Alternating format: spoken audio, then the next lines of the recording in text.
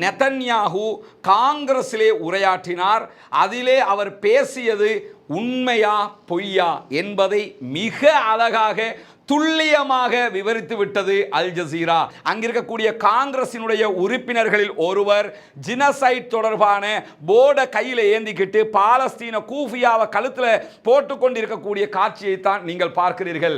Rafah இந்த பூமியின் ஒரு நரகமாக மாறி இருக்கிறது, அவ்வளவு அநியாயம் ரஃபாவில் நடக்கிறது என்று ஐநா சொல்லுகிறது.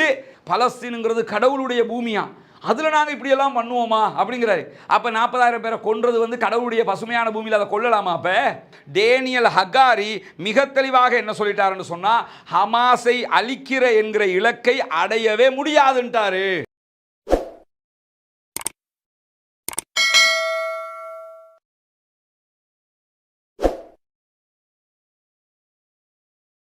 அஸ்ஸலாமு அலைக்கும் வரஹ்மத்துல்லாஹி வபரகாத்துஹு. பேரன்பிற்கினிய சகோதர சகோதரிகளே, உங்கள் அனைவர் மீதும் ஏக இறைவனுடைய அமைதியும் கருணையும் உண்டாகட்டுமாக என்கிற உயரிய பிரார்த்தனைகளோடு 293வது நாளாக காசாவிலே என்ன நடக்கிறது, அதை சுற்றி உலக அளவிலே என்ன நடக்கிறது என்கிற செய்திகளைத்தான் இன்றைக்கும் நாம் பார்க்க இருக்கிறோம்.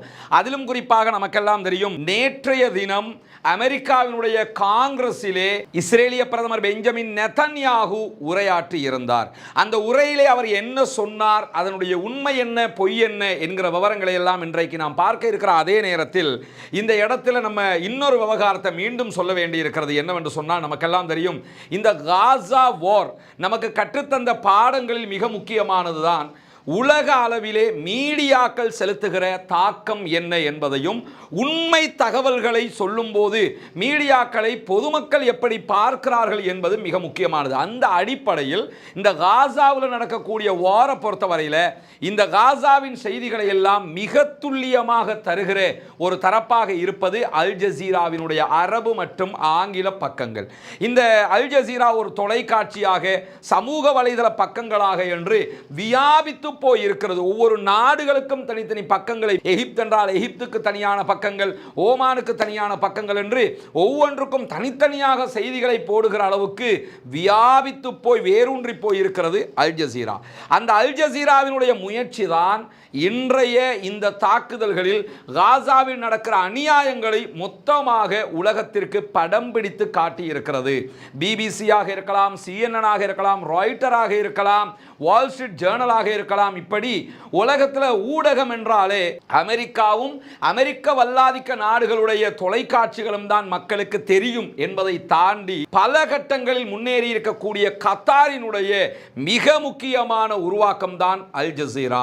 அங்கிருக்க ஊடகவியலாளர்கள் படுகிற கஷ்டங்கள், அவர்கள் இந்த செய்திகளை கொண்டு வந்து தருவதற்கான அவர்களுடைய முயற்சிகள் என்று கிட்டத்தட்ட 119 பேர் அல் ஜசீராவின் ஊடகவியலாளர்கள் மட்டும் இந்த யுத்தத்தில் இதுவரைக்கும் கொல்லப்பட்டிருக்கிறார்கள், ஷஹீதாகி இருக்கிறார்கள். இவ்வளவு பேரை இழந்தும் அல் ஜசீரா துல்லியமான தகவல்களை கொண்டு வந்து தருகிறது. அதில் என்ன விசேஷமான ஒரு விஷயம்னா, நம்ம காசாவுக்குள்ள இருக்கிறோம், அங்க வருகிற செய்திகளை எல்லாமே டெலிகாஸ்ட் பண்ணுவோம் என்கிற எல்லையை கூட அவர்கள் வகுத்து கொள்ளாமல் அதை கூட எப்படி பண்றாங்கன்னா, சனத் என்று சொல்லி அவர்கள் தனியான ஒரு பிரிவை வைத்திருக்கிறார்கள். உண்மை சரிபார்க்கும் குழு என்று அவர்கள் அதை அடையாளப்படுத்துகிறார்கள். இந்த ஃபேக்ட் செக் என்று சொல்லி ஊடகங்கள், சமூக வலைதளங்களில் இருக்கும். ஒரு பொய்யான செய்தி பரவும் போது ஃபேக்ட் செக் பண்ணுங்கன்னு சொல்லி நம்ம அப்ளை பண்ண முடியும். பண்ணினா என்ன செஞ்சிருவாங்கன்னா, இது உண்மையா பொய்யா என்று சொல்லி அதை ஆய்வு செஞ்சு தெளிவாக போட்டுருவாங்க. ஒவ்வொரு நாடுகளிலும் இதற்காக தனியான குழுக்கள் இயங்குகிறது. இலங்கையில் அரசாங்கத்தினுடைய ஃபேக்ட் செக் யூனிட் இயங்குது. அதே போன்று தனியார் இயங்கிக் கொண்டிருக்கிறார்கள். இந்தியாவில், தமிழ்நாட்டில் பல ஊர்களிலும் இப்படி இயங்கிக் கொண்டிருக்கிறார்கள். அவங்க காய்தல் ஓத்தல் இல்லாமல் இது உண்மை இது பொய் என்று காட்டக்கூடிய வேலையை மட்டும்தான் செய்வாங்க, இனவாதங்களுக்கு அப்பால் நின்று கொண்டு. அந்த மாதிரி அல் ஜசீரா தன்னுடைய ஊடகத்திற்கென்று சனத் என்று ஒரு பிரிவை வைத்திருக்கிறார்கள். ஏற்கனவே நான் தெளிவுபடுத்தியிருக்கிறேன், ஹதீஸ் கலையிலே ஹதீஸ்கள் விவகாரத்தில் சனத் இருக்கிறது. அறிவிப்பாளர் தொடருக்கு சொல்லுவாங்க, ஒருவர் சரியானவரா பிழையானவரா, உண்மை சொன்னவரா நினைவாற்றல் உள்ளவரா என்பதையெல்லாம் பார்ப்பதற்கு அந்த சனதை பார்ப்போம். நம்ம ஒவ்வொருவரை பற்றிய செய்திகளையும் பார்ப்போம். அந்த உண்மை சரிபார்ப்பு என்கிற இடத்தை அவங்க அந்த வேர்ட்ல இருந்து தான் எடுத்திருக்கிறாங்க. ஒரு நபிகள் நாயகத்தினுடைய ஒரு வார்த்தை வார்த்தையை இது நபிகள் நாயகம் சொன்னார்களா இல்லையா என்பதை எப்படி அந்த சனதை வச்சு நம்ம உறுதிப்படுத்துவோமோ அதே மாதிரி தான் இவர்கள் தங்களுடைய உண்மை சரிபார்க்கும் யூனிட்டுக்கு சனத் என்று பெயர் வைத்திருக்கிறார்கள். ஆங்கிலத்தில் சனட் என்று சொல்லி விவரிக்கக்கூடியதாக அது இருக்கும். இந்த சனது செய்யக்கூடிய வேலையை என்னன்னு சொன்னா, காசாவிலே ஒரு வீடியோ வந்தால் கூட அந்த வீடியோ நம்ம பார்த்தாலே தெரியும் இது காசாவில் நடந்த அட்டாக் தான் தெரியும். ஆனாலும் இவங்க என்ன பார்ப்பாங்கன்னா, இது எந்த இடத்தில் நடந்தது, எத்தனை மணிக்கு நடந்தது, எந்த குண்டால் தாக்கப்பட்டது, எந்த தரப்பில் இருந்து தாக்கப்பட்டது என்பதையெல்லாம் எவிடன்ஸோடு எடுப்பாங்க. ஏன்னா தங்களுடைய அல் ஜசீராவினுடைய எந்த செய்தியுமே பொய்யான செய்தியாக விவரிக்கப்பட்டுவிடக் கூடாது என்பதில் கூடிய கவனம் செலுத்தி இந்த செய்திகளை அவர்கள் வெளியிட்டுக் கொண்டிருக்கிறார்கள்.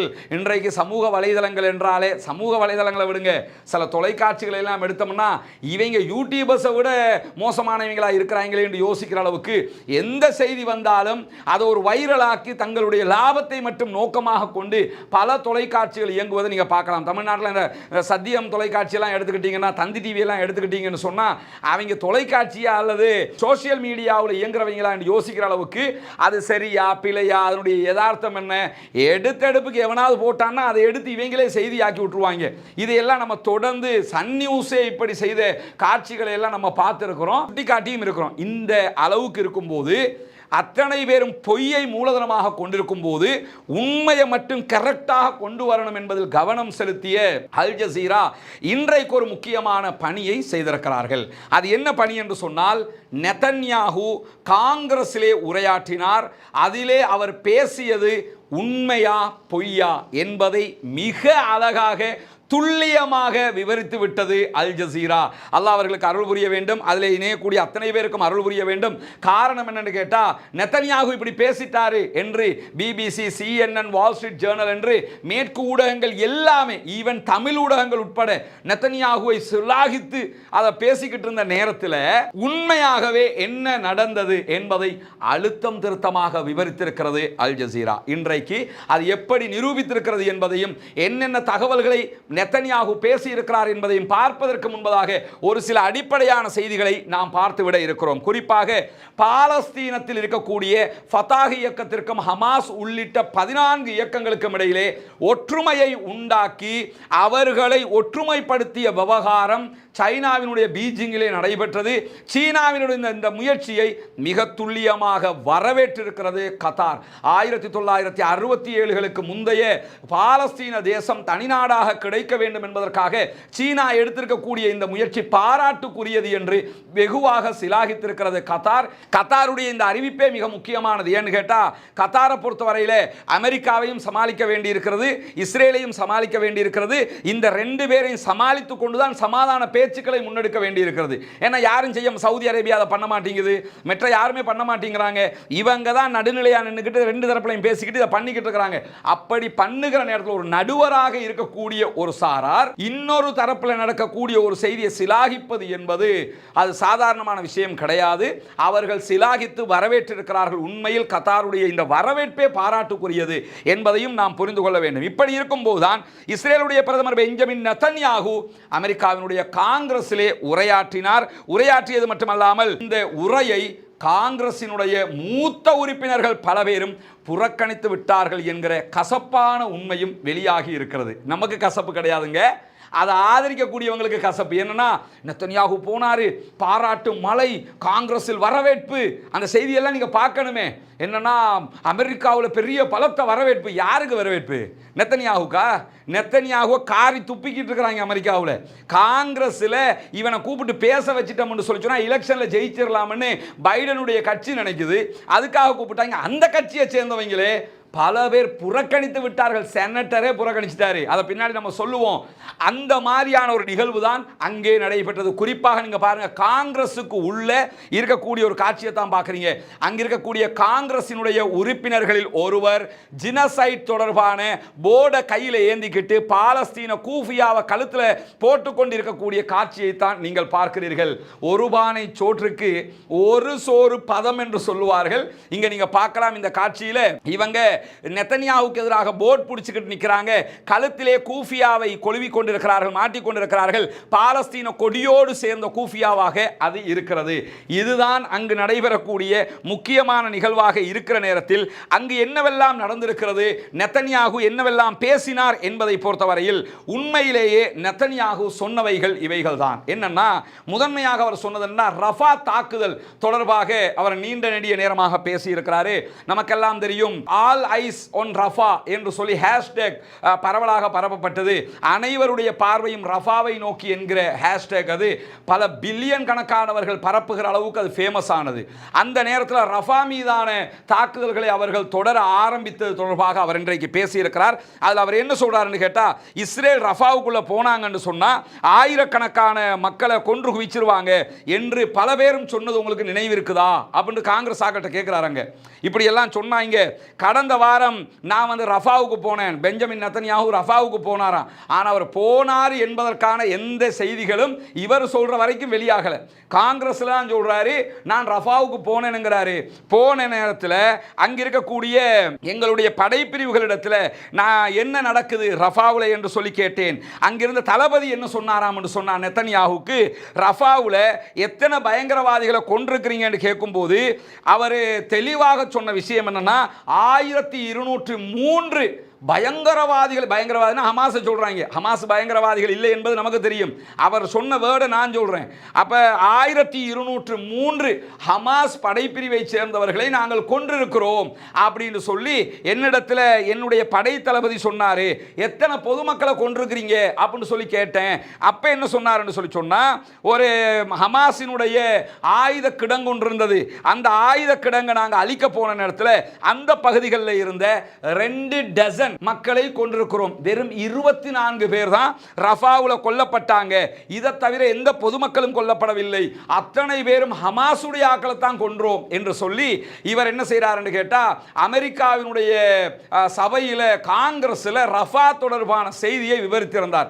இதை இன்றைக்கு துல்லியமாக ஆய்வு செய்து அல் ஜசீரா இதற்கு பதில் சொல்லுகிறது. எப்படி பதில் சொல்றாங்கன்னு சொன்னா, உண்மையிலேயே ரஃபாவில் நடந்தது என்ன தெரியுமா? மே மாத கடைசியில தெற்கு ரஃபா நகரத்தில் இருந்து இடம்பெயர்ந்த பாலஸ்தீன மக்கள் தங்கியிருந்த முகாம் மீது இஸ்ரேலுடைய ஏவுகணைகளை வீசினார்கள். ஒரே ஒரு தாக்குதலில் 45க்கு மேற்பட்டவர்கள் கொல்லப்பட்டார்கள். வேற என்ன சொல்றாருன்னா, 1258 பேர் ஹமாஸை தான் கொன்னோம், வெறும் 24 பேர் தான் ரஃபாவுல பொதுமக்கள் கொல்லப்பட்டாங்கிறாரு. ஆனா அல் ஜசீரா தெளிவாக சொல்கிறது, ஒரு தாக்குதலிலேயே 45 பேர் கொல்லப்பட்டார்கள். அதுபோன்று இந்த படுகொலையினுடைய கொடூரமான காட்சிகள் வெளிப்பட்டு உலக அளவில் கண்டனங்கள் எல்லாம் ஈர்க்கப்பட்டு ஐக்கிய நாடுகள் சபையே ரஃபா இந்த பூமியின் ஒரு நரகமாக மாறி இருக்கிறது, அவ்வளவு அநியாயம் ரஃபாவில் நடக்கிறது என்று ஐநா சொல்லுகிறது. இவர் வந்து இல்லையே அங்க நாங்க பொதுமக்களை கொல்லவே இல்லை என்று சொல்கிறார் என்று மிக துல்லியமாக நெத்தன்யாகுவின் மூஞ்சில அடிச்ச மாதிரி என்ன செய்யறாங்கன்னு கேட்டா, அல் ஜசீரா பதில் சொல்லி இருப்பது மட்டுமல்லாமல் காசாவில் 2.3 மில்லியன் மக்கள் இருக்கிறார்கள். அதாவது 23 லட்சம் மக்கள்ல பெரும்பாலான மக்கள் யுத்தத்தினாலையும் இஸ்ரேலுடைய வெளியேற்ற உத்தரவுகள் ஒரு இடத்துல நிற்பாங்க, இங்கிருந்து வெளியேறுங்க அப்படின்னு சொல்லுவாங்க, உடனே அந்த மக்கள் வெளியேற வேண்டி இருக்குது.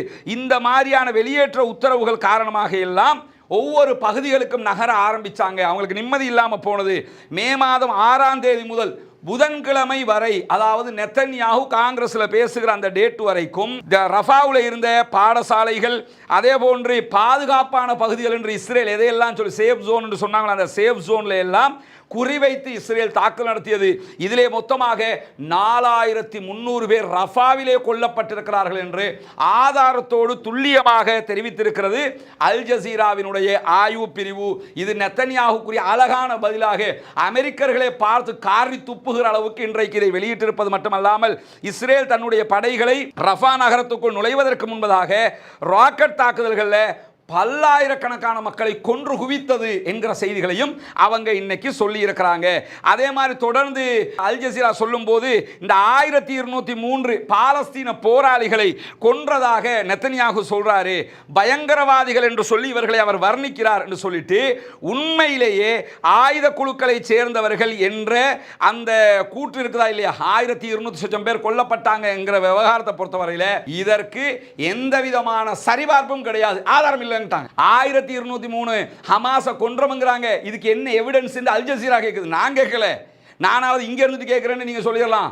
அங்க இருக்கிற அல் ஜசீரா என்ன சொல்றாங்கன்னா, ரஃபாவுல 1200 ஹமாஸ் படையை கொண்டதா சொல்றீங்களே எங்க? ஏன்னா ஒரு பாடியை கூட காட்ட மாட்டேங்கிறாங்க. ஹமாஸை கொண்டோம், 13,000 பேரை கொண்டோம், 12,000 பேரை கொண்டோம்ங்கிறாங்க. இவங்க தான் ஹமாஸ்.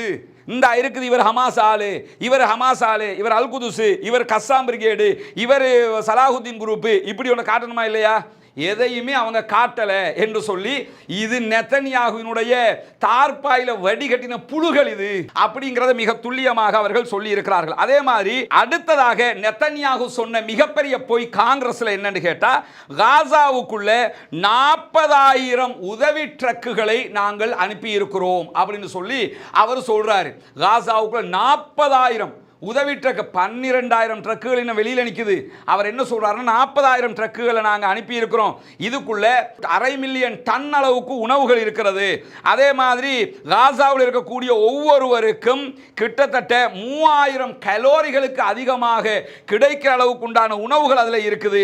காசாவில் பாலஸ்தீன மக்களுக்கு உணவு இல்லாமல் செத்து போறாங்க, மவுத்தாகிறாங்கிற செய்திகள் எல்லாம் உண்மையாக இருந்தால் இஸ்ரேல் அதை தடுக்கிறதுனால அது நடக்கல. ஹமாஸ் அங்க இருக்கக்கூடிய உணவுகளை களவெடுக்கிறாங்க அப்படின்னு சொல்லி என்ன செய்யறாருன்னா, நெதன்யாகு காங்கிரஸ்ல சொல்றாரு 40,000 ட்ரக் அனுப்பி இருக்கிறாங்களாம்.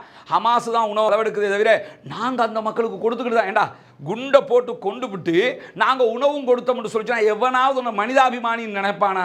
இன்னைக்கு அந்தால் அதை சொல்கிறான். சொன்னதுக்கு அல் ஜசீரா இது உண்மையா பொய்யா என்பதை விவரிக்கிறார்கள். அந்த விவரிப்பை நீங்கள் பார்த்தாலே பார்க்குற எல்லாருக்கும் தெரியுங்க, இவ்வளவு துல்லியமாக சொல்கிறார்கள். ஏன் தெரியுமா? அந்த உண்மையில் நீங்கள் பாருங்க, இந்த யுத்தத்தினுடைய தொடக்கத்தில் இருந்தே இஸ்ரேல் ஏற்கனவே தொடங்கும் போதே காசாவை முற்றுகை பண்ணிட்டாங்க. உள்ள யாரும் வர முடியாது என்று ஆக்கிவிட்டார்கள். அப்படி ஆக்கினதுக்கு பிறகு உணவு, தண்ணீர், மருந்துகள், எந்த ஒரு அத்தியாவசிய பொருட்களுக்கும் தடை விதிக்கப்பட்டது. எதுவுமே உள்ள வர முடியாத ஒரு நிலை உருவாகிடுச்சு. உலகளாவிய அளவுல இவங்களுக்கு எதிராக அழுத்தங்கள் தொடர்ந்து கொண்டிருந்தாலும், இதை தளர்த்துங்க என்று சொல்லிக் கொண்டிருந்தாலும், ஐநாவும் அல் ஜசீராவினுடைய மற்ற சுயாதீன அமைப்புகள் எல்லோருமே உள்ள உட்கார்ந்துகிட்டு என்ன செஞ்சாங்கன்னா, நெதன்யாகு சொல்றது பொய் என்று சொல்லிக்கிட்டு இருந்தாங்க. அவங்க சொல்றாங்க ஐநாவினுடைய டீம் பார்த்துட்டு இவன் சொல்ற மாதிரி உணவு உள்ள வரல, பச்சை பொய்ன்னு நிரூபிச்சாங்க.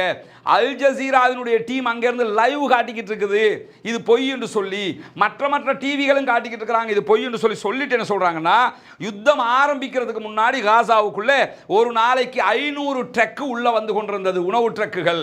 ஒரு நாளைக்கு 500 ட்ரக்னு சொன்னா இன்னைக்கு 293வது நாள் இருக்கிறோம். 290 ரவுண்டாக வச்சுக்கிட்டீங்கன்னா 290 நாட்களுக்கு 1,45,000 ட்ரக்குகள் உள்ளே வந்திருக்க வேண்டும். ஆனால் காசாவுல 1,45,000 ட்ரக்குகள் வந்ததா என்று சொன்னால் நெதன்யாகு என்ன சொல்றாரு என்று சொன்னா, நாங்க 40,000 ட்ரக்குகளை உள்ள அனுப்பினோம் அப்படின்னு சொல்றாரு.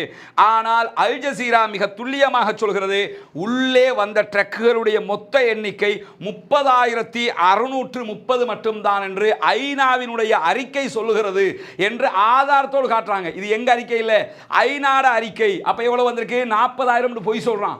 வெறும் 30,000 ட்ரக் தான் உள்ள வந்திருக்குது.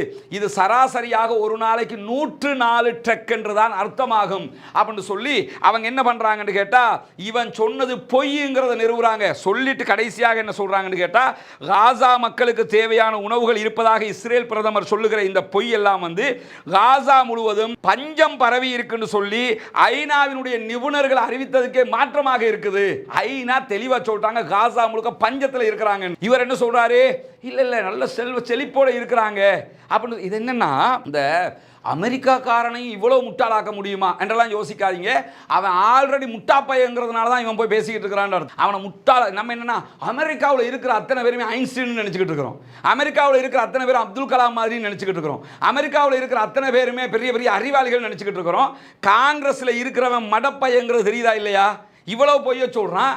ஆனால் அல் ஜசீரா மிக துல்லியமாக 40,000 சொல்லும்போது அல் ஜசீரா வேணும்னா இல்லை 10,000 ட்ரக் தான் உள்ள போயிருக்குன்னு கூட சொல்லலாம்ல. அப்படி சொல்லாம தெளிவாகவே சொல்றாங்க 30,000 சம்திங் இவ்வளவு உள்ள போயிருக்குது.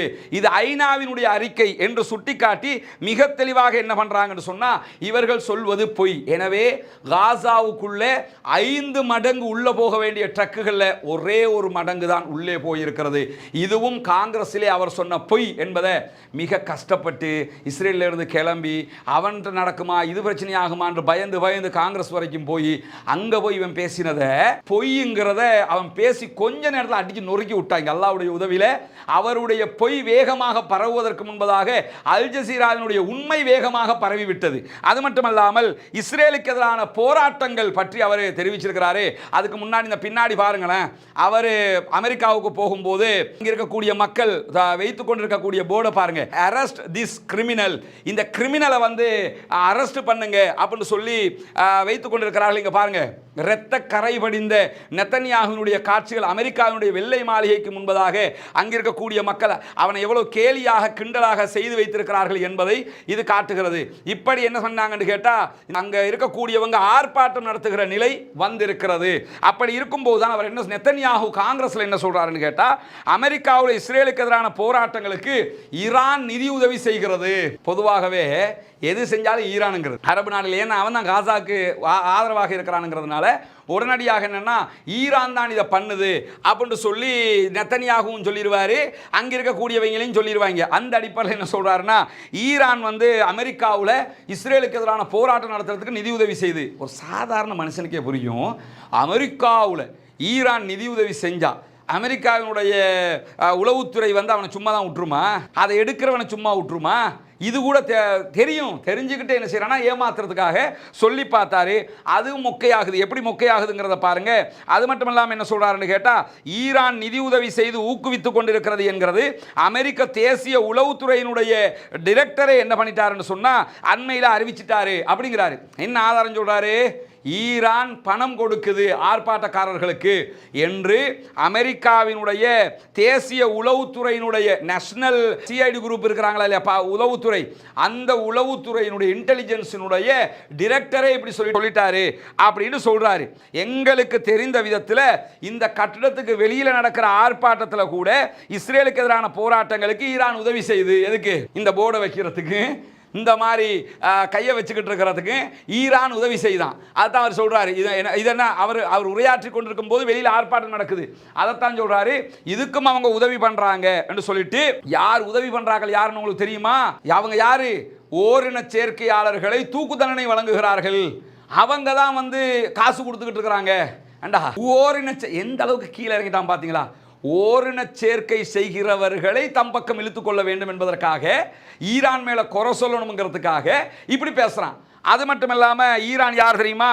தலைமுடிய மறைக்கலங்கிறதுக்காக பெண்களுக்கு தூக்கு தண்டனை கொடுத்தவர்கள் அப்படின்றலாம் ஈரான் மேல பிளேம் பண்ணி என்ன செய்யறான்னு கேட்டா, இந்த மாதிரியான கொடுங்கோன்மையானவர்களை தான் புகழ்ந்து பேசி நீங்க வந்து நிதியுதவிகளை பெற்றுக்கொண்டிருக்கிறீங்க அப்படின்னு சொல்லிட்டு நீங்க வந்து அதிகாரபூர்வமாக ஈரானுடைய ரொம்ப வாண்டட் முட்டாள்களாக மாறி இருக்கிறீர்கள் என்று யாருக்கு சொல்றான்னு கேட்டா அமெரிக்காவில் இருக்கிறார்களுக்கு சொல்றாரு.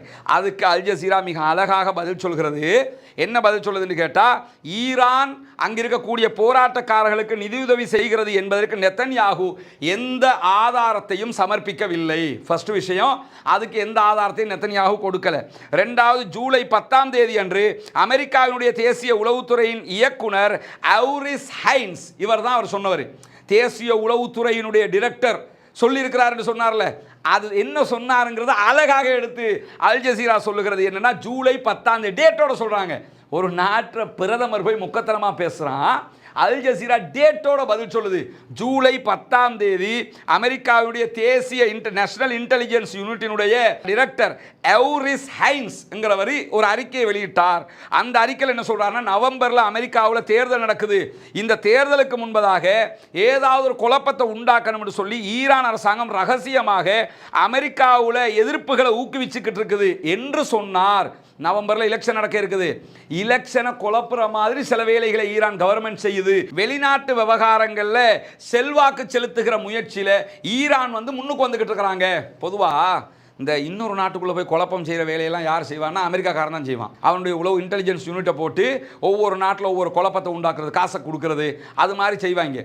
அதே மாதிரி இஸ்ரேல்காரன் செஞ்சுக்கிட்டு இருந்தான். இந்த மாதிரி செஞ்சுக்கிட்டு இருக்கும்போது இப்போ அமெரிக்காவை என்ன சொல்லுதுன்னு கேட்டால், நாங்கள் வளமையில் இப்படி செஞ்சுக்கிட்டு இருப்போம்னு பார்த்தா எங்கள் நாட்டுக்குள்ளே குழப்பத்தை உண்டாக்குற வேலையை இப்போ ஈரான் செய்கிறது ஏன்னா அவ்வளவு வலுவாயிட்டான்னு அர்த்தம். அதை புரிஞ்சுக்கிறங்க.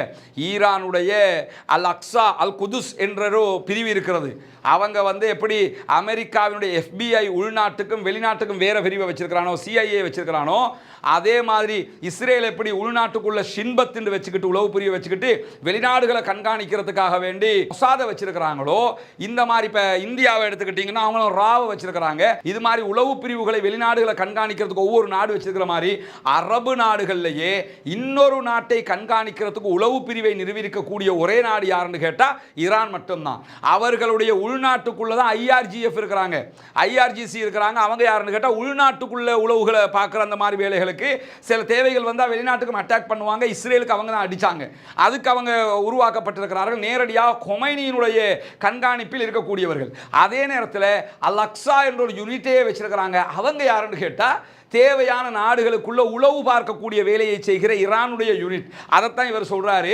இப்ப அமெரிக்காவுக்குள்ளே வேலையை காட்டிக்கிட்டு இருக்கிறாங்க அப்படின்னு சொல்லித்தான் ஹைன்ஸ் வந்து சொன்னாரே தவிர நிதியுதவி ஈரான் செய்கிறது என்று எந்த இடத்திலும் அவர் சொல்லல. அவர் இதைத்தான் சொன்னாரு. அது தேர்தலை நோக்கி தேர்தலுக்குள்ள குழப்பத்தை உண்டாக்குறதுக்கு ஈரான் ட்ரை பண்ணதுன்னு சொன்னாரே தவிர காசா விவகாரத்துக்கு சம்பந்தப்பட்டவர் எந்த ஒன்றையுமே சொல்லலை. அது மட்டும் இல்லாமல் ஏப்ரல் மாதத்திலிருந்து அமெரிக்காவில் பல யூனிவர்சிட்டிகளில் ஆர்ப்பாட்டங்கள் நடத்தப்பட்டது. கொலம்பியா பல்கலைக்கழகத்தில் போராட்டத்தில் நியூயார்க் போலீசார் பல பேரை கைது பண்ணினாங்க. இதில் எங்கேயுமே ஈரான் சம்பந்தப்பட்டதாக எந்த விதமான பதிவுகளும் இல்லை. சாப்டர் க்ளோஸ் ஆயிடுச்சா? அடுத்த கட்டம் அவுட் ஆயிடுச்சா? பச்சை பொய்யம் புழுகன் ஆயிடுச்சா? இவங்க எப்படி இந்த உலகம் நாங்கள் யூதர்கள், நாங்கள் ஜியோனிஸ்டுகள், நாங்கள்லாம் எப்படி தெரியுமா? இப்போ எப்படி தெரியும்? உலகமாக பொய்யணும், கடஞ்செடுத்த பொய்யணுவ, தார்பாயில் வடிகட்டின பொய்யணுவ, இவனுவள மாதிரி கடல் அளவு புழுகனுகள் எவனுமே இருக்க முடியாது. இதுக்கு பிறகு என்ன சொல்லணும்னா, பொய்யம் புழுகன்லாம் சொல்லாதியே. பொய் சொல்றவனுக்கு நெத்தனியாகும்னு சொன்னா போதும். ஒருத்தன் பொய் பேசுறான்னு வைங்களேன், எச் ராஜாவை சொல்லுவாங்களே முந்தி, எச் ராஜா மாதிரி பேசுறான் அப்படின்னு மாதிரி. இப்போ என்ன சொல்லிடலாம்? நெத்தனியாகு மாதிரி பேசுறான் அப்படின்னு பொய் சொல்றவனுக்கு சொல்லிடலாம். அவ்வளவு பொய்யை இவன் சொல்லியிருக்கிறான்னு அர்த்தம். அதே மாதிரி என்ன சொல்றாரு கேட்டா, இந்த பொதுமக்கள் மீதான தாக்குதல் பற்றி பேசியிருக்கிறாரு. அதில் நெத்தனியாகு என்ன சொல்றாருன்னா, ICC என்கிற சர்வதேச குற்றவியல் நீதிமன்றத்தினுடைய வழக்கறிஞர்கள் இஸ்ரேல் பொதுமக்களை குறிவைப்பதாக குற்றம் சாட்டுகிறது. குற்றம் சாட்டு தான், ஹை கோர்ட் தெளிவா சொல்லுது, நீ செஞ்சிருக்கிற என்று சொல்லி ஆதாரத்தோட சொல்லியிருக்கா. ஆனால் குற்றம் சாட்டுகிறது என்று சொல்லிட்டு கடவுளுடைய பசுமையான பூமியில எப்படி நாங்கள் அதை பண்ணுவோம் அப்படிங்கிறாரு. பலஸ்தீனுங்கிறது கடவுளுடைய பூமியா, அதில் நாங்கள் இப்படியெல்லாம் பண்ணுவோமா அப்படிங்கிறாரு. அப்போ 40,000 பேரை கொன்றது வந்து கடவுளுடைய பசுமையான பூமியில் அதை கொள்ளலாமா? அப்போ இவ்வளோ அநியாயம் பண்ணலாமா? அது பின்னாடி வரும். அவர் சொல்கிறாரு, நாங்கள் அப்படி பண்ணுவோமா, நாங்கள் புனித பூமியாக இல்லை அதை நினைக்கிறோம் அப்படின்னு சொல்லிட்டு இஸ்ரேலுடைய இராணுவம் வந்து மில்லியன் கணக்கான நோட்டீஸை போடுது. மேலே இருந்து மில்லியன் கணக்கான SMS அனுப்புகிறோம். நாங்கள் பலஸ்தீன குடிமக்களுக்கு வந்து எந்த பிரச்சனையும் வந்திருக்க கூடாதுன்னு சொல்லி ஃபோன் பண்ணி அவசரமாக போங்க, அந்த இடத்துக்கு அட்டாக் நடக்க போகுதுன்னு சொல்லிட்டு தான் நாங்கள் அட்டாக் பண்ணுறோம் அப்படின்னு சொல்லிட்டு, அதே நேரத்தில் எந்த விதமான நாங்கள் பொதுமக்களை பாதுகாக்கிறதுக்கு எல்லா முயற்சிகளையும் பண்ணினாலும் அதை மீறி பொதுமக்களை அழிப்பதை ஹமாஸ் தான் செய்கிறது. இப்படி ஒரு பொய்யன உலகத்தில் எங்கேயாவது பார்த்துருக்கிறீங்களா? தன்னுடைய நாட்டை சுதந்திரம் எடுக்கணுங்கிறதுக்கு ஹமாஸ் போராடுது. ஆனால் காங்கிரஸில் போய் உட்கார்ந்துக்கிட்டு என்ன சொல்கிறான்னு கேட்டால், ஹமாஸ் தான் காசாவில் மக்களை கொள்றாங்களே தவிர நாங்கள் நோட்டீஸ் போடுறோம். எதுக்கு நோட்டீஸ் போட? நீ எதுக்கு நோட்டீஸ் போட்டாங்கன்னா, யஹ்யா சின்வாரை கண்டால் சொல்லுங்கள், முகமது தைஃபை கண்டால் சொல்லுங்கள். இதுக்கு போட்டான். பொதுமக்களை நீ காப்பாத்தினியா? பொதுமக்கள் 40,000 பேரை கொன்று குவிச்சிட்டு இதை அவன் சொல்லலாமா? இப்படி சொல்லுறாரு. சொன்னதுக்கு பிறகு இது உண்மையா என்று சொல்லி அல் ஜசீரா சொல்லுகிறது. அதில் அவங்க என்ன சொல்றாங்கன்னா, திங்கட்கிழமை வரைக்கும் உள்ள நிலவரத்தின்படி இஸ்ரேலிய ராணுவம் காசாவில் வந்து 83% பகுதிகளை பாதுகாப்பற்ற இடமாக ஆக்கிவிட்டது. நோட்டீஸ் போட்டோம், மக்களை காப்பாற்றினோம் சொல்றீங்களே, காசாவில் 80% பகுதிகளில் மக்கள் வாழவே முடியாது. வெறும் 17% பகுதிகள் தான் பேலன்ஸ் இருக்குது. அவ்வளவு அழிவுகளை அவங்க செஞ்சிருக்கிறாங்க. ஐநாவினுடைய அறிக்கை பிரகாரம் அந்த பகுதிகள் எல்லாம் போக முடியாத மண்டலமாக அறிவிக்கப்பட்டிருக்கிறது. யாருமே அங்கே போக முடியாது என்ற நிலை உருவாகி இருக்கிறது என்று சொல்லிட்டு, தெற்கு காசா, கான் யூனுஸ், ரஃபா மாதிரியான பகுதிகளில் பாதுகாப்பு வலயங்கள் எல்லாமே சுருங்கி வருகிறது. அங்கே அந்த பகுதியில் இவங்க தாக்குதல் நடத்துறதுனால எந்த விதமான பாதுகாப்பு பகுதிகளும் அங்கே இல்லை என்பதை ஐநாவே உறுதிப்படுத்துகிறது என்கிற செய்தியில் சொல்லிட்டு என்ன சொல்றாங்கன்னு கேட்டா, இஸ்ரேலுடைய உத்தரவு காரணமாக தங்களுடைய வீடுகளை காலி செய்துவிட்டு பொதுமக்கள் பல முறை வெளியேறுகிறார்கள். வெளியேறுகிற பொதுமக்கள் மீதும் இவங்க தாக்குதல் நடத்துறாங்க. போட்டிருக்கிறாங்க என்று சொல்லி ஆதாரத்தோடு அதை சொல்றது மட்டுமல்லாம செவ்வாய்க்கிழமை மட்டும் கான் யூனிஸ்ல இருந்து 4 லட்சம் மக்கள் இடம்பெயர்ந்திருக்கிறார்கள், அகதிகளாகி இருக்கிறார்கள். செவ்வாய்க்கிழமை மட்டும் 4 லட்சம் மக்கள் அகதிகளாகி இருக்கிறாங்க. அவங்க மீதும் தொடர்ச்சியான தாக்குதல்களை இஸ்ரேல் நடத்தி கொண்டு வருகிறது. பொதுமக்கள் எந்த பகுதிகளிலிருந்து வெளியேறணும் அல்லது எங்கு போகணும்ங்கிறதை எல்லாம் அவர்களுக்கு பார்ப்பதற்கு கூட டைம் கிடையாது. தொடர்ந்து இங்கிருந்து அங்க போனா அங்க அடிக்கிறான், அங்கிருந்து இங்க வந்தா இங்க அடிக்கிறான், எங்கேயுமே நிற்க முடியாத ஒரு நிலை இருக்கிறது என்று சொல்லிவிட்டு என்ன சொல்றாங்கன்னு கேட்டா, இங்க இருந்து போங்கன்னு சொல்லிட்டு போகிறவங்க மேலேயே அட்டாக் பண்றாங்கன்னு சொல்லி ஐநாவே சொல்லி இருக்குதுடா, பார்த்துக்கடான்னு சொல்லி எடுத்து ஐநாவினுடைய அறிக்கையை சமர்ப்பித்திருக்கிறது அல் ஜசீரா. அதை தொடர்ந்து அல் ஜசீரா என்ன சொல்றாங்கன்னு கேட்டா, டிசம்பர்ல முற்றுகையிடப்பட்டிருக்கக்கூடிய பகுதிகளில் கடுமையான தாக்குதல்கள் நடந்து வந்தது. இந்த தாக்குதல்களில் நிறைய இடங்கள் என்ன பண்ணாங்கன்னு கேட்டா ஊமை குண்டுகளை போட்டார்கள் அப்படிங்கிறான். டம் பம்ப்ஸ் சொல்லி சொல்லுவாங்க. இதுக்கு சொல்றது என்னன்னா இலக்கு தெரியாத குண்டுகள் அப்படிம்பாங்க. அல் ஜசீரா என்ன சொல்றாங்கன்னா, இந்த இலக்கு தெரியாத குண்டுகள்னா ஒரு இடத்தை அட்டாக் பண்ண போறோம்னு அடிக்கிறதுக்கு பேரு இலக்கு தெரியாத குண்டுகள். ஆனா இலக்கு தெரியாத குண்டுகள் ஊமை குண்டுகள் என்ன அர்த்தம்னு கேட்டா, அவன் பாட்டுக்கு விமானத்தில் வந்து எங்கெல்லாம் போடணுமோ அங்கெல்லாம் போடுவான், அது எங்கெல்லாம் போய் வெடிக்கணுமோ இடம் தெரியாம போய் வெடி, இந்த இடம் அந்த இடம்ன்றது இல்ல, வேண்டிய இடத்துல போடுவாங்க. காசாவில் போடப்பட்ட குண்டுகளில் பாதிக்கு மேல இப்படிப்பட்ட ஊமை குண்டுகள்ங்கிறாங்க. ஊமை குண்டுன்னு சொன்னா இதுதான் அர்த்தம். மேல விமானம் வரும், விமானம் போகிற போக்கில் நீங்கள் பார்த்துருப்பீங்களா, அப்படி குண்டை போட்டுக்கிட்டே போவான். சினிமா படங்கள் எல்லாம் காட்டுவாங்கல்ல, அது மாதிரி என்னன்னு கேட்டால் அப்படி குண்டை போட்டுக்கிட்டே போவான். அது எங்கே போயினாலும் பள்ளியில் வெடிக்கும், கோவிலில் வெடிக்கும், அல்லது பாடசாலைகளில் வெடிக்கும், பொதுமக்கள் இருக்கிற இடத்துல வெடிக்கும், அதெல்லாம் அவனுக்கு கணக்கில்லை. இந்த மாதிரி குண்டுகள் தான் பாதிக்கு மேலே போட்டிருக்கிறாங்க என்று சொல்லியும், வெள்ளை கொடிகளை ஏந்திக்கிட்டு வந்த நிராயுதபாணியான பொதுமக்கள் மீதே இஸ்ரேலிய இராணுவம் தாக்குதல் நடத்தி இருக்கிறது என்பதையும் ஐநாவினுடைய அறிக்கையே சொல்லி இருக்கிறது என்பதை அழகாக நிறுவி இருக்கிறது இந்த அல் ஜசீராவினுடைய அறிக்கை. அதே மாதிரி என்ன சொல்றாங்கன்னு கேட்டா, ஜூன் மாதத்துக்குள்ளாக ஐநா இன்னொரு அறிக்கையை வெளியிட்டது. அதுல காசாவில் இருக்கக்கூடிய 76% அதிகமான பாடசாலைகளை மொத்தமாக அழிச்சிட்டாங்க, அதை திரும்ப கன்ஸ்ட்ரக்ஷன் பண்ண வேண்டி இருக்கிறது என்பது மட்டுமல்லாமல், பாலஸ்தீன அதிகாரிகளுடைய கூற்று பிரகாரம் அக்டோபர் 7 முதல் ஜூலை 3 வரைக்கும் 8572 மாணவர்கள் காசாவிலே கொல்லப்பட்டிருக்கிறார்கள் என்கிற அறிக்கையையும் இன்றைக்கு அல் ஜசீரா சுட்டிக்காட்டியிருக்கிறது. இங்க பாருங்க, அங்க அதாவது அக்டோபர் 7 இருந்து 8572 மாணவர்கள் அங்கே கொல்லப்பட்டிருக்கிறார்கள். வெஸ்ட் பேங்க்ல 100 மாணவர்கள் கொல்லப்பட்டிருக்கிறார்கள். அதிலே டீச்சர்ஸ் 497 பேர் கொல்லப்பட்டிருக்கிறாங்க. ஸ்கூல்ஸ் 353 அழிக்கப்பட்டிருக்கிறது. இப்படி UNRWA நடத்தப்படுகிற ஸ்கூல்கள் 65 அழிக்கப்பட்டிருக்கிறது. இப்படி என்ன பண்றாங்கன்னு சொன்னா, ஸ்கூலுக்குள்ள படிக்க பாடசாலை கல்வியை இழந்த மாணவர்கள் 6,20,000 பேர் இருக்கிறாங்க என்று சொல்லிட்டு இவ்வளவு பட்டியலையும் என்ன பண்றாங்கன்னு கேட்டா, இவ்வளவு அநியாயத்தை நீங்க பண்ணிருக்கிறீங்க அப்படின்னு சொல்லி நெத்தனியாவுக்கு செருப்ப கலட்டி மூஞ்சில பலார் அடிச்ச மாதிரி ஆதாரத்தோடு சொல்லி இருக்கிறார்கள். அதே மாதிரி என்ன சொல்றாங்கன்னா, போர் நிறுத்த பேச்சுவார்த்தை, யுத்த நிறுத்தம் சம்பந்தமாக நெத்தனியாகு பேசுறாரு. பேசும்போது என்ன சொல்றாருன்னா, ஹமாஸ் சரணடைந்து ஆயுதங்களை எல்லாம் ஒப்படைச்சு பணைய கைதிகள் அத்தனை பேரையும் திருப்பி அனுப்பினாங்கன்னு சொன்னா காசாவில் நாளைக்கே யுத்தம் முடிஞ்சிரும். காசாவில் யுத்தத்தை முடிக்கணுமா, ஹமாஸ் சரணடையணுமா, பணைய கைதிகளை விடுதலை பண்ணணுமா, ஆயுதங்கள் எல்லாம் ஒப்படைக்கணுமா, ஒப்படைச்சா நாளைக்கு அது முடிஞ்சிரும். அவங்க அப்படி செய்யலைன்னு சொன்னா நாங்கள் வந்து ஹமாஸை அழித்து காசாவில் ஹமாஸினுடைய ஆட்சியை இல்லாமலாக்கி எங்களுடைய பணைய கைதிகளை நாங்கள் மீட்டு கொண்டு வருகிற வரைக்கும் யுத்தம் தொடரும் அப்படின்னு சொல்லி நெத்தன்யாகு காங்கிரஸ்ல சொல்றாரு. இது உண்மையா என்பதை அழகாக நிறுவுகிறது அல் ஜசீரா.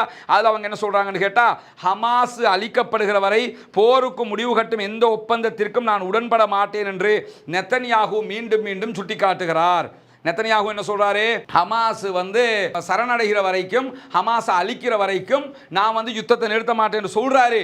ஆனால் அவர்களுடைய இராணுவத்தினுடைய ஊடக பேச்சாளர், இஸ்ரேல் இராணுவத்தினுடைய செய்தி தொடர்பாளர் டேனியல் ஹகாரி மிக தெளிவாக என்ன சொல்லிட்டாருன்னு சொன்னா, ஹமாஸை அழிக்கிற என்கிற இலக்கை அடையவே முடியாதுன்ட்டாரு. அல் ஜசீரா ஆதாரத்தோட சொல்றாங்க. இவர் ஹமாஸை அழித்து விட்டு தான் முடிப்போம்ங்கிறாரு. ஆனால் ஹமாஸை எங்களால் அழிக்க முடியாதுன்னு சொல்லி இவன் மைக்கு முன்னுக்கு கத்துறான்.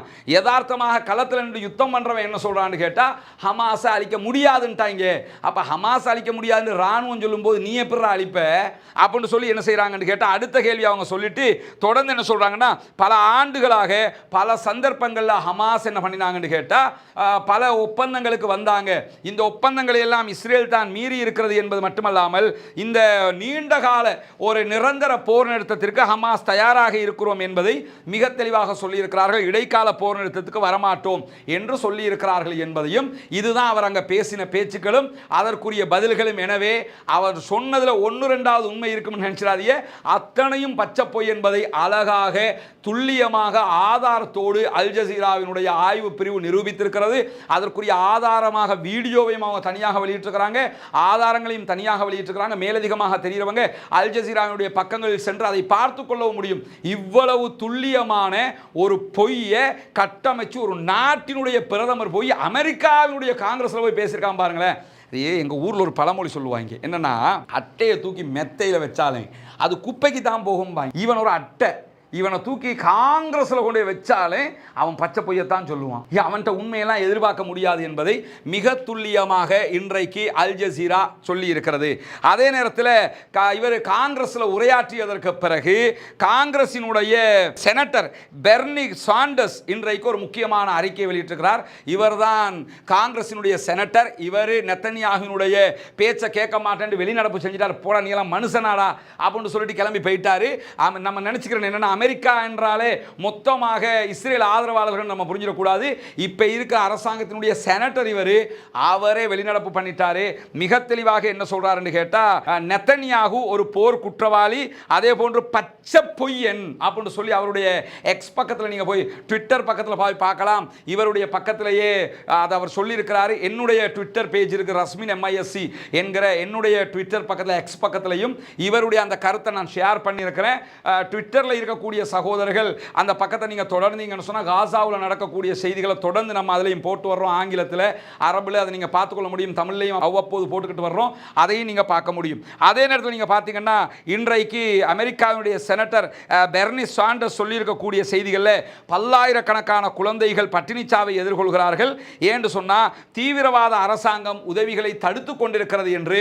நெத்தன்யாகு ஒரு தீவிரவாதி, அவனுடைய அரசாங்கம் ஒரு தீவிரவாதிங்கிறத அமெரிக்காவினுடைய செனட்டரே இன்றைக்கு தெளிவாக சொல்லி இருக்கிறார் என்கிற செய்திகளும் இன்றைக்கு வெளிவந்திருக்கிற. அதே நேரத்தில் பல உயர்மட்ட ஜனநாயக கட்சி செனட்டர்களுடன் சேர்ந்து உரையை இவர் புறக்கணித்திருக்கிறார். அதே நேரத்தில் இன்றைக்கு என்னவெல்லாம் நடக்கிறது காசாவுக்குள் என்கிற செய்திகளையும் நாம் சுருக்கமாக தெரிந்து கொள்ள வேண்டும். குறிப்பாக காசாவுக்குள்ள இன்றைக்கும் இஸ்ரேலிய படைகள் மீது தாறுமாறான தாக்குதல் நடத்தப்பட்ட காட்சியை தான் நீங்க பார்க்குறீங்க. அதிலே அவர்களுடைய கொல்லப்பட்ட அதே போன்று காயமடைந்தவர்களை அவசரமாக ஹாஸ்பிட்டலுக்கு கொண்டு போகிற காட்சிகள் இதிலே பதிவு செய்யப்பட்டிருக்கிற. அதே நேரம் இன்றைய தினம் கான் யூனுஸ்ல கமாண்டாக்களும் ஃபாராட் ரூப்பர்களும் சேர்ந்து பாலஸ்தீன போராளிகளோடு போராடி கொண்டிருக்கிறார்கள் என்று இஸ்ரேலிய ராணுவம் சொல்லியிருந்த அதே நேரத்தில் ஹமாஸினுடைய பிரிவுகள் கஸ்ஸாம் பிரிகேட் அதே போன்று அல்குதுஸ் படையணி எல்லாம் சேர்ந்து என்ன பண்றாங்கன்னு கேட்டால், தெற்கு நகரங்களில் இருக்கக்கூடிய பானி சுலைகா பகுதி, இந்த பகுதிகளில் 3 சந்தர்ப்பங்களில் ஆபத்தான வெடிக்கிற சாதனங்களை வைத்து இஸ்ரேலிய கவச வாகனங்கள் மெர்காவா டேங்குகளை அழித்ததாக சர்வதேச வார் கண்காணிப்பு அமைப்பாக இருக்கக்கூடிய ISW, CTP ஆகியவை தெரிவித்திருக்கிறாங்க. அதே மாதிரி இஸ்ரேலுடைய கவச வாகனங்களுக்கு எதிராக அவர்கள் உற்பத்தி செய்திருக்கக்கூடிய புதிய வகையான ஆயுதங்களால் பல அழிவுகளை உண்டாக்கி கொண்டிருக்கிறார்கள் என்று சொல்கிறார்கள். மெர்காவா டேங்குகளை முன்ன 10 யாசின் 105 என்கிற ஒரு ராக்கெட்டால தான் அடிச்சுக்கிட்டு இருந்தாங்க. இப்போ என்ன பண்றாங்கன்னா ஷாவால் என்கிற ஒரு விதமான குண்டை பயன்படுத்துறாங்க. இதெல்லாம் கஸ்ஸாம் பிரிகேட் ஹமாஸுடைய சொந்த தயாரிப்பு என்று சொல்லப்படுகிறது. அதே மாதிரி பானி சுலைகாவிலையும் கான் யூனுஸ் பகுதிகளிலையும் பலஸ்தீனுடைய சுதந்திர போராளிகள் இஸ்ரேலிய படைகளுக்கு எதிராக ராக்கெட் தாக்குதல்களை கடுமையாக நடத்தி கொண்டிருக்கிறார்கள். கையெறி குண்டுகளை வீசுகிறார்கள், மோட்டார் குண்டு தாக்குதல்கள் நடத்தப்படுகிறது. இந்த செய்திகளும் காட்சிகளும் கூட வெளியாகி இருக்க. அந்த காட்சிகளை நம்ம ஒளிபரப்ப முடியாது. அது அல் ஜசீராவுடைய அரபு பக்கத்தில் நீங்க போய் பார்க்கலாம். இன்றைக்கு வெளியாகி இருக்கக்கூடிய இன்னும் ஒரு முக்கியமான செய்தி என்னவென்று சொன்னால், ஈராக்கிலே இருக்கக்கூடிய காசாவுக்கு ஆதரவான படைப்பிரிவுகளோடு ஹூதிகள் இணைந்து போர் பயிற்சி மேற்கொள்கிறார்கள் என்கிற செய்திகள் வெளியாகி இருக்கிறது. ஹூதிகள் அங்கே ஈராக்கிலே வைத்து ஹூதிகளுக்கு ஈரான் ட்ரோன்களை இயக்குவது எப்படி என்றும் தாக்குதல் நடத்துகிற பயிற்சிகளை எல்லாம் கொடுத்து கொண்டிருக்கிறது என்கிற செய்திகளும் வெளியாகி இருக்கிறது. எனவே ஹூதிகள் பலமான ஒரு அடிக்கு தயாராகி வருகிறார்கள் என்பதையும் இந்த செய்திகள் காட்டுகிறது. பொறுத்திருந்து பார்ப்போம் என்னவெல்லாம் நடக்கிறது என்பதை. பாலஸ்தீனம் சுதந்திரம் பெற வேண்டும், பாலஸ்தீனம் வெற்றி பெற வேண்டும் என்பதுதான் நம் அனைவருடைய பிரார்த்தனையுமாக இருக்கிறது. நெத்தன்யாகு சொன்னது அத்தனையும் சுத்தப்பொய் என்பது நிரூபிக்கப்பட்டிருக்கிறது அல்லாஹ்வினுடைய அருளால். அதே நேரத்தில் பாலஸ்தீன மக்களுக்காக தொடர்ந்து பிரார்த்தனை செய்யுங்கள், அவர்களுக்காக கையேந்துங்கள், அவர்களுக்காக அல்லாஹ்விடத்தில் பிரார்த்தனை செய்ய மறந்து விடாதீர்கள். ஒவ்வொரு தொழுகைகளிலும் குனூத்துன் நாசிலாவை ஓதுங்கள். நாளைய தினம் தினம் புனிதமிக்க வெள்ளிக்கிழமையாக இருக்கிறது. வெள்ளிக்கிழமைகளிலே ஜுமா தொழுகைகளிலும் அவர்களுக்காக குனூத்துன் நாசிலாவை ஓதுகிற அதே நேரம் ரசூலுல்லாஹி ஸல்லல்லாஹு அலைஹி வஸல்லம் அவர்கள் மீது தொடர்ந்து ஸலவாத்துக்களையும் ஓதுங்கள். அத்தஹியாத்திலே நாம் ஓதக்கூடிய அல்லாஹும்ம ஸல்லி அலா முஹம்மது என்று ஆரம்பிக்கிற ஸலவாத்தை ஒவ்வொரு நாளும் வெள்ளிக்கிழமைகளில் நிறையவே ஓதுங்கள். நாயகம் ஸல்லல்லாஹு அலைஹி வஸல்லம் அவர்கள் அதற்கு நமக்கு வழிகாட்டி இருக்கிறார்கள் என்கிற செய்திகளோடு ஜனநாயகம் மிளிர வேண்டும், தீவிரவாதம் ஒழிய வேண்டும், இஸ்ரேலிய பயங்கரவாதம் ஒளிந்து அனைவரும் அமைதியான மக்களாக வாழ்வதற்கு வல்ல ரஹ்மான் அருள் புரிவானாக. வாஹிர் தஅவானா அல்ஹம்துலில்லாஹி ரப்பில் ஆலமீன். நம் நாட்டையும் வீட்டையும் நாமே பாதுகாப்போம். உலகத்தரம் வாய்ந்த சிசிடிவி கேமராக்கள் மற்றும் பாதுகாப்பு உபகரணங்களை இறக்குமதி செய்து மலிவான விலையில் விற்பனை செய்யும் ஒரே நிறுவனம் black box CCTV technology. Turbo HD camera, wifi camera, 4G SIM camera, video intercom, access control, alarm system, இது போன்ற பாதுகாப்பு உபகரணங்களை ஒரே கூரையின் கீழ் மொத்தமாகவும் சில்லறையாகவும் பெற்றுக்கொள்ள முடியும். அதேவேளை மொத்த விற்பனையாளர்களுக்கு சிறப்பு சலுகைகளும் உண்டு. அது மட்டுமா, உங்களுக்கான சிசிடிவி கேமராக்களை பொருத்தும் சேவையையும் பெற்றுக்கொள்ள நீங்கள் நாட வேண்டிய ஒரே இடம் பிளாக் பாக்ஸ் சிசிடிவி டெக்னாலஜி. இலக்கம் 116 கீழ் 19, முதலாம் குறுக்கு தெரு, கொழும்பு 11, 0777 173768 அல்லது 075 99999292. பிளாக் பாக்ஸ் சிசிடிவி டெக்னாலஜி, உங்கள் பாதுகாப்பிற்கு நாம் உத்தரவாதம்.